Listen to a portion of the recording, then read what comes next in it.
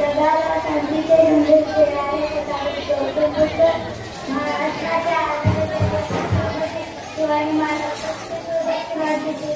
महात्मा ज्योतिराव फुले,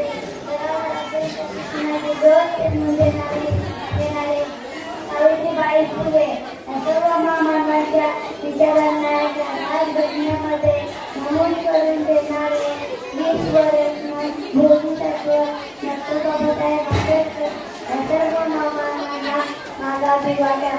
इकडे पंचायतीमध्ये मुख्याध्यापक मुख्याध्यापिका माझे मुख्याध्यापिका यांना प्रजासत्ताक दिनाच्या हार्दिक शुभेच्छा. माझे नाव आज आपण प्रजासत्ताक दिन साजरा करत आहोत.